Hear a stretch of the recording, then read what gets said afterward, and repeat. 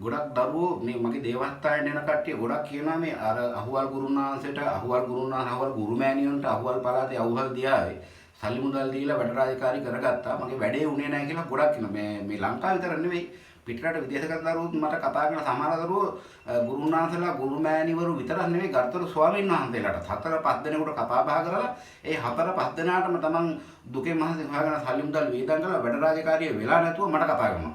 එතකොට මම මේකෙදි වෙන්නේ ওই දරුවන්ට අර ගිනි පෙල්ලෙන් බැට කාපු මිනිහා කණාමැදිරිටත් බය වෙනවා වගේ හරියට මේ දේ කරන කෙනෙකුට වැඩ රාජකාරිය දෙන්න බය හිතෙනවා. මොකද තමන්ට අර මිනිස්සු කරලා තියෙන තනි කරම බොරුවයි වංචාවයි. එතකොට ওই දරුවන්ට වීඩියෝ කෝල් එකක් ගත්තද මේ වැඩ රාජකාරිය කරන ওই දරුවෝගේ පොඩි වරදක් තියෙනවා. මොකද මේක න වීඩියෝ කෝල් එකක් කරන් කතා බහ කරන දේවස්ථානයක් බලා ගන්නතර ඒ දේ තමන් අතිමුත් ඒවත් වෙන්න නැහැ. මොලේ කල්පනා කරලා වැඩ රාජකාරියක් කරනවා නම් එහෙමයි. ඉතින් ඒ වාගේ වැඩ රාජකාරියක් කරද්දී මේක හරියට කරගන්න නැහැ නම් තමන්ගේ කාරණාව හරියටම වෙන්න එපා. ඒ නිසා මෙතනදී මෙහෙමයි දරුවන්ට මම තව කතාවක් කියන්නත් ඕනේ. මොකද්ද මේ අර මේ සල්ලි මුදල් වලට වැඩ රාජකාරී කරනකොට මම සල්ලි මුදල් ඉස්සරහට දාන වැඩ රාජකාරී කරන කෙනෙක් නෙවෙයි.